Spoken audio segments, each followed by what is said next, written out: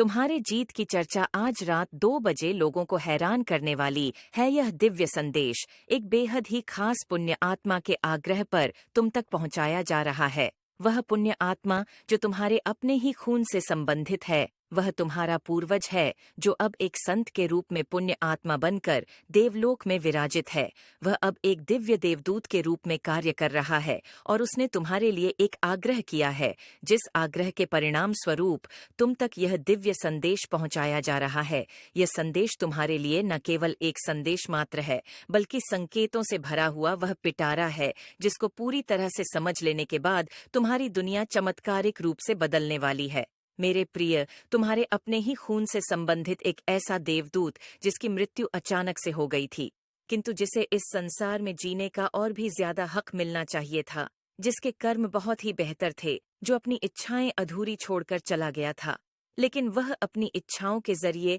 अब तुम्हारी मनते पूर्ण करना चाहता है। एक ऐसा व्यक्ति जो धर्म के मार्ग पर चलता था, जो सत्य के मार्ग पर चलता था, जो किसी भी तरह से किसी भी मनुष्य को नुकसान नहीं पहुंचाना चाहता था, और जिसे लोग अत्यंत ही प्रेम किया करते थे, जिसका आभा मंडल बहुत ही ज्यादा पवित्र था, जिससे लोग प्रभावित होते थे, लेकिन अनावश्यक ही उसकी मृत्यु हो गई और वह अपनी इच्छाएं अधूरी छोड़कर इस भूलोक को त्याग गया। वह नया जन्म भी नहीं ले पाया है, क्योंकि संत की आत्माएं देवलोक में बहुत समय तक विराजित रहती हैं, और जब उन्हें किसी खास उद्देश्य के लिए बनाया जाता है, किसी खास उद्देश्य के लिए तैयार किया जाता है, केवल तभी वह पुनः जन्म लेकर इस भूलोक पर आते हैं, क्योंकि यह समय चक्र सीमित होता है और मनुष्य को यह आभास नहीं होता कि उसके क्या उद्देश्य होते हैं। यहाँ आकर अपने ही संघर्षों के जरिए उसे यह ढूंढना पड़ता है और वह पुनः से नए कर्मों का निर्माण करने लगता है। तुम भी ऐसी ही एक पुण्य आत्मा थे, जो यहाँ पर एक बहुत ही महत्वपूर्ण उद्देश्य की पूर्ति के लिए जन्मे थे, लेकिन तुम अभी तक अपने उद्देश्य को समझ नहीं पाए हो।